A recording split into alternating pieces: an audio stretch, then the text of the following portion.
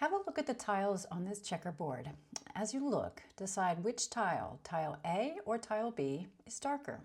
If you're like most people, you have a sense that this is a trick question, which it is, but your eyes are nonetheless telling you that tile A is darker than tile B, which it's not. There's an invisible force at play which is keeping you from seeing reality. It's keeping you from seeing the truth. As a result, you're seeing something that just isn't there, which is more pigment in tile A, and therefore you're unable to be successful in this task.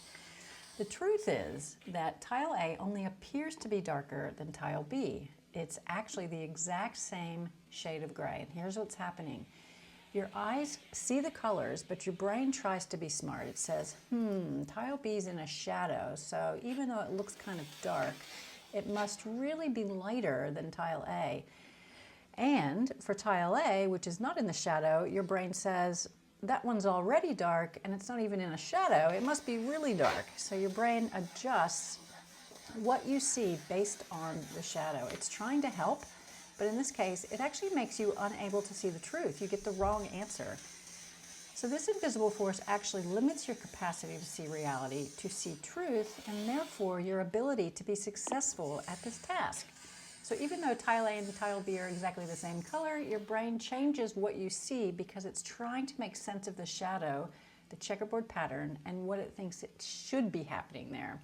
Your brain is trying to be clever and is trying to fix what you see, but it ends up misleading you. That's why tile A and tile B look different, even though they're the same.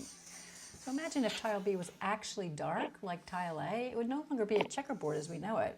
So it's like our mind is fighting to maintain what we think should be true, not actually see what is true. It's amazing, isn't it? So there are a couple things that this illusion can teach us about how our brains work in real life. First of all, it demonstrates that your brain doesn't just see, it guesses. This illusion shows that your brain doesn't just take in raw information, it tries to make sense of the world. It tries to interpret and adjust and guess what's really happening based on context. So in real life, you might misjudge a situation because of what's around it. You might think someone is angry when really they're just tired because your brain is guessing wrong based on the context. And secondly, it suggests that you can't always trust what you see or think. Your brain can fool you, even when you feel sure that you're right. You might be sure someone ignored you, but maybe they didn't see you. You might think someone is being unfair, but maybe they're seeing something you're not. This illusion reminds us to slow down and question our assumptions, to think beyond them. So this is called Adelson's checkerboard illusion. And it also demonstrates how powerful context can actually be. Context changes how we interpret things. In this illusion, a simple shadow changes how your brain sees color. In life, your past experiences, your assumptions, and your default ways of thinking can change how you interpret a message from a friend or an email from a boss. How you interpret the same message could either lift your spirits or bring you down. Self-awareness gives you power.